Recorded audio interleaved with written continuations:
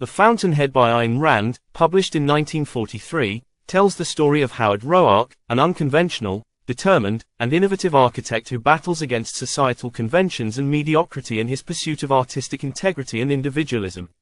The novel is a powerful exploration of personal vision, creativity, and the philosophy of objectivism, a concept that Ayn Rand developed, emphasizing reason, individualism, and the pursuit of one's own happiness. The plot begins with Roark being expelled from the architectural school because he refuses to conform to classical architectural styles.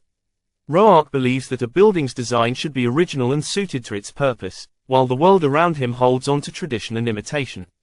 Despite the challenges, Roark remains determined to forge his own path, no matter the consequences.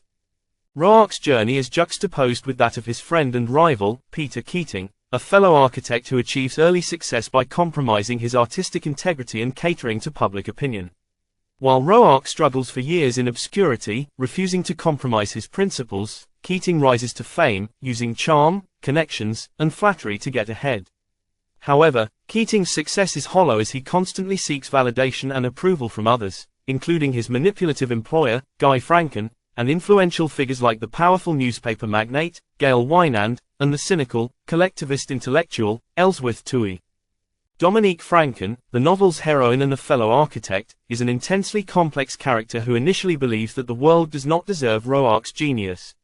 She resists her love for him by attempting to destroy him through critical newspaper columns, yet she ultimately cannot ignore her admiration for Roark's uncompromising spirit. Dominique marries Peter Keating in an attempt to punish herself for being part of a world that rewards mediocrity, but she remains deeply conflicted, unable to suppress her attraction to Roark's unwavering independence. Ellsworth Toohey, one of the novel's key antagonists, is a collectivist who works to destroy individualism and creativity by promoting mediocrity in the arts and public life. He recognizes Roark's brilliance and views him as a threat to the conformity and collectivism he champions.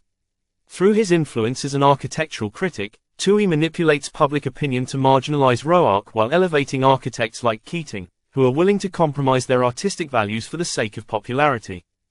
Roark's major breakthrough comes when he is hired by the eccentric businessman Roger Enright to design a modern apartment building.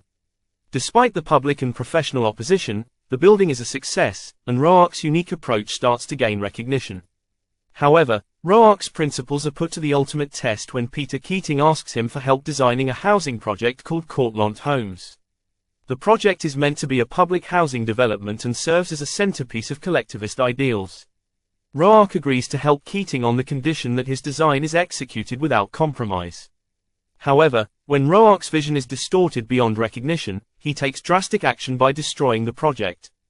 The destruction of Cortlandt Homes leads to a dramatic courtroom battle in which Roark must defend his actions and articulate his belief in the right of the creator to control the product of his own work. His defense is a passionate argument for individualism, integrity, and the role of the creator in society. He condemns the collectivist mindset that demands self-sacrifice and conformity while celebrating the power of the individual to change the world through innovation and personal vision.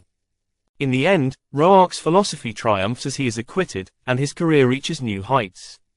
His integrity, vision, and commitment to his ideals are ultimately vindicated. Gail Wynand, a character who had tried to wield power over Roark and others through his media empire, is left to reflect on his own moral compromises, realizing too late the value of Roark's uncompromising stance. Wynand's attempts to break Roark fail, and he learns that power gained through pandering to public opinion is ultimately empty. The novel concludes with Roark and Dominique finally coming together, both having fully embraced Roark's philosophy of individualism and the pursuit of personal happiness above all else. The final image of the novel is that of Roark standing atop one of his greatest achievements, a skyscraper, gazing triumphantly at the future. The Fountainhead is more than just a story of architectural ambition, it is an exploration of the battle between individualism and collectivism.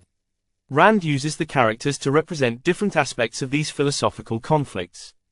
Roark embodies the ideal of the independent, rational individualist, while Toohey and Keating represent the forces of collectivism and mediocrity.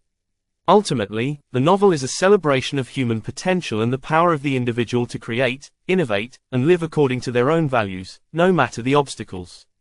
Thank you for watching. Like and subscribe for other interesting book summaries to spice up your reading list.